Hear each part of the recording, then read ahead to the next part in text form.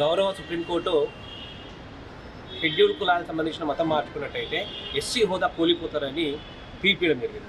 వాస్తవానికి ఈ చట్టం అనేది డాక్టర్ బాబాసాహెబ్ అంబేద్కర్ 1950లో ఏదైతే ప్రెసిడెన్షియల్ ఆర్డర్ ఉందో అప్పటి నుంచి వాస్తవానికి ఇది చట్టం ఉన్నది.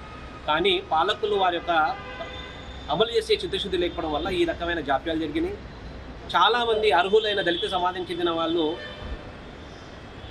వాళ్ళకు రావాల్సిన న్యాయపూర్వకంగా రావాల్సినవైతే విద్యా ఉపాధి రాజకీయ రంగాలలో వాళ్ళందరూ కూడా ఈ కన్వర్టెడ్ క్రిస్టియన్ వల్ల వారి యొక్క ఉజ్వలమైన అవకాశం కోల్పోతున్నారు.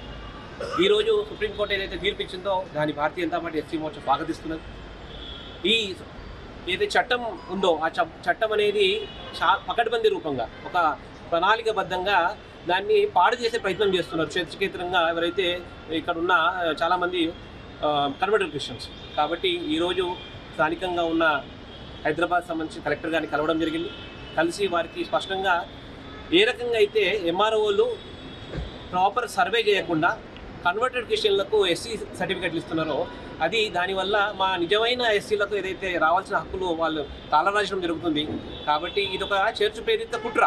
ఈ కుట్రని అరగట్టాలంటే ప్రభుత్వం పక్షాననే కఠినమైన నిర్ణయాలు ఉత్తరాలు ఇచ్చినట్టయితేనే సాధ్యము అని వారికి స్పష్టంగా చెప్పడం జరిగింది. కలెక్టర్ గారు కూడా స్వానుకూలంగా మేము చెప్పిన రిప్రజెంటేషన్ని తీసుకోవడం జరిగింది. వారు మాకు ఆశ్వాసం కల్పించారు. వారు కూడా ఎంఆర్ఓస్కి కూడా ఇన్స్ట్రక్షన్స్ ఇస్తున్నారు. ప్రతి ఎంఆర్ఓ కేంద్రంగా ఏదైతే క్యాస్ట్ సర్టిఫికేట్ ఇవ్వబడుతుందో రాబోయే రోజులలో ఖచ్చితంగా ఎవరైతే క్యాస్ట్ సర్టిఫికేట్ కావాలి అని వారి యొక్క దరఖాస్తు పెట్టుకుంటారో ఆ దరఖాస్తుని ప్రాపర్గా సర్వేయర్ పోయి వాళ్ళ ఇంటికి పోయి సర్వే చేసి చుట్టుపక్కల ఉన్న ఇంటి పక్కల వాళ్ళతో పంచనామా చేసిన తర్వాత అప్పుడే కుల ధృవీకరణ పత్రం ఇవ్వాలని మేము డిమాండ్ చేయడం జరిగింది. దానికి మేడం కూడా అదే రీతిలో గవర్నమెంట్ అందరి ఎంఆర్ఓలకు ఆర్డీలోకి కూడా వాళ్ళు డైరెక్షన్స్ ఇస్తున్నారు. మాకు స్పష్టంగా ప్రతి ఎంఆర్ఓ ఆఫీస్లో ఏదైతే నెలకు ఒక 100 అప్లికేషన్లు సబ్మిట్ చేస్తే సుమారుగా 50 నుంచి 60 అప్లికేషన్లు అంటే కూడా ఈ కన్వర్టెడ్ క్రిస్టియన్లు క్యాస్ట్ సర్టిఫికేట్ తీసుకొని న్యాయబద్ధంగా ఏదైతే ప్రభుత్వ పథకాలకు సంబంధించిన బెనిఫిట్స్ రావాలో షెడ్యూల్ కులాలకు సంబంధించిన వాళ్ళకి ఈ కన్వర్టెడ్ క్రిస్టియన్స్ అని కూడా కొలగొట్టుకుంటున్నారు. కాబట్టి ఇది ఒక ఉద్యమంలాగా Bharatiya Janata party SC Morcha తీసుకోబోతున్నది.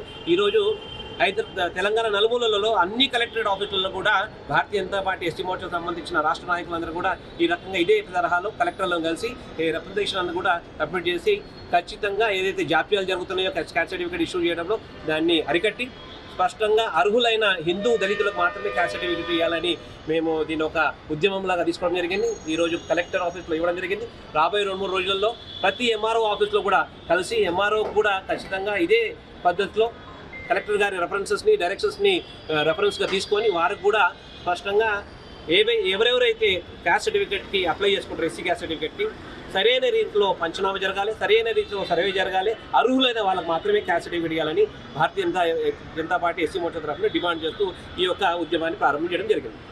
Sir ఇంతవరకు ఇదివరకు చూసుకుంటే ఎంతోమంది అంటే క్రిస్టియన్స్ కావచ్చు, కన్వర్టెడ్ క్రిస్టియన్స్ కావచ్చు, హిందువులు కూడా కన్వర్ట్ అవ్వడం జరుగుతూ ఉంది.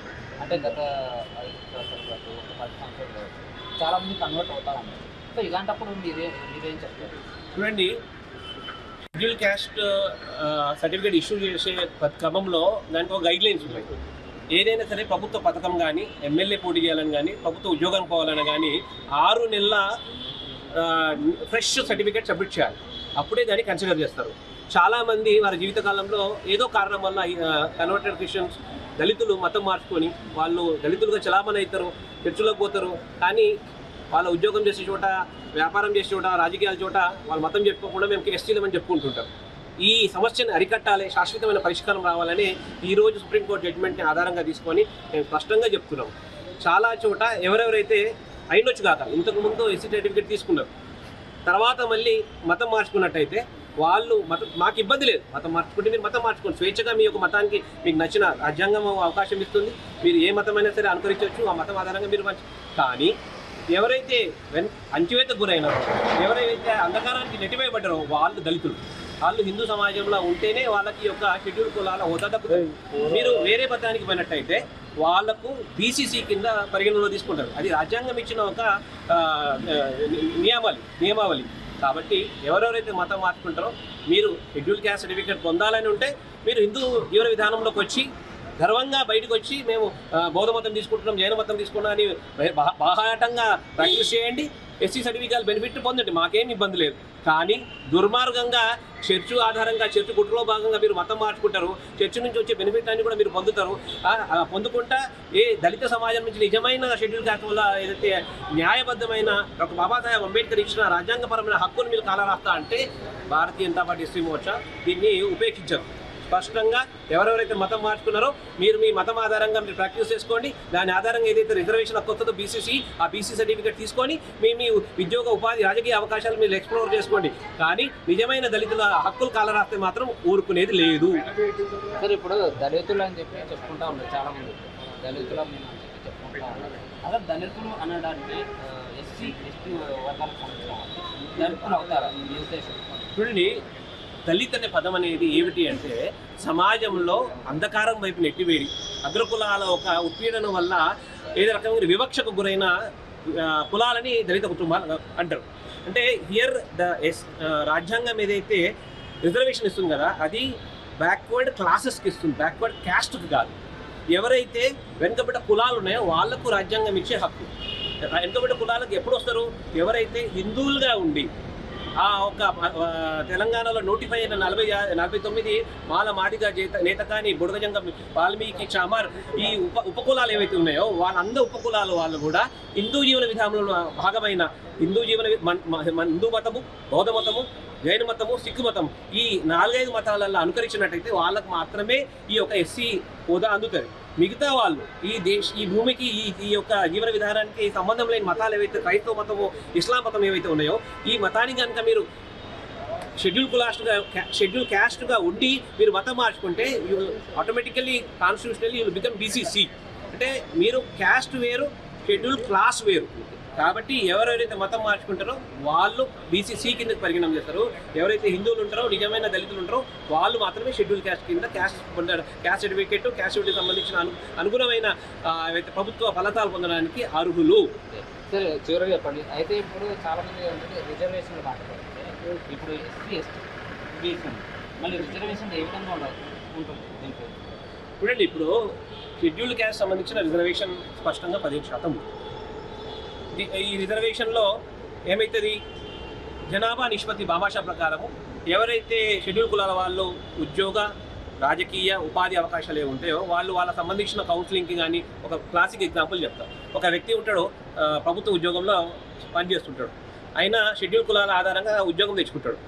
ఉద్యోగం తెచ్చుకున్న తర్వాత మధ్యన మతం మార్చుకుంటాడు.